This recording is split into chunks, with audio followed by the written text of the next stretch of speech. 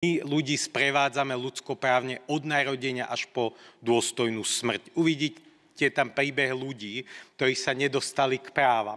Dokonca v tomto roku bol jeden príbeh, ktorý ma tak veľmi zaujal, že sme pomohli aj nenarodenému dieťaťu. Môžete sa opýtať, ako môže verejný ochranca práv pomôcť nenarodenému dieťaťu. Poviem jeden príbeh, ktorý sa ma aj tak dotkol, zvoní mi telefon, volá jeden gynekolog. Pán ombudsman, tu už pomôžete len vy. Pýtam sa, čo sa deje.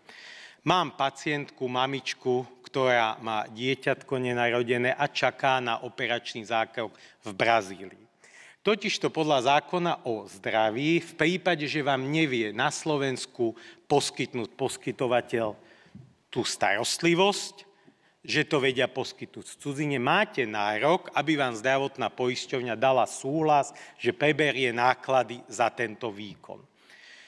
A bola situácia, kedy to nenarodené dieťatko trpelo vývojovou vadou, ktoré keď sa zoperovalo vnútromaternicovo do určitého týždňa pred narodením, sa mohlo narodiť zdravé. A len dve krajiny, dve nemocnice to dokážu robiť, Švajčiarsko a Brazília.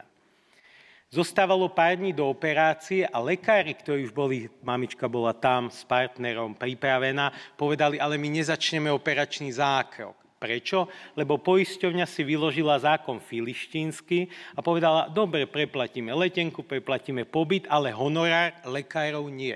Čo je samozrejme absurdné, veď na čo idete do Brazílie, letíte tam, ubytujete sa tam, hospitalizujú a tá zdravotná poisťovňa príslušná nedala potvrdenie, že zaplatí honorár lekárov. Tak to bola faktúra nezaplatená nejakých $27 000. Ak by to tá poisťovňa nedala prísľub, tak celá tá hospitalizácia bola zbytočná.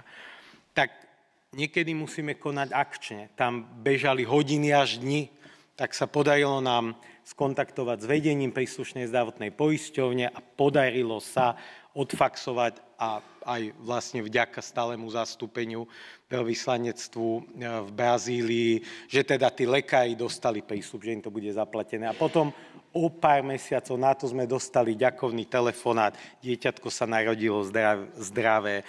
To znamená, my sprevádzame ľudí pred narodením až po dôstojnú smrť.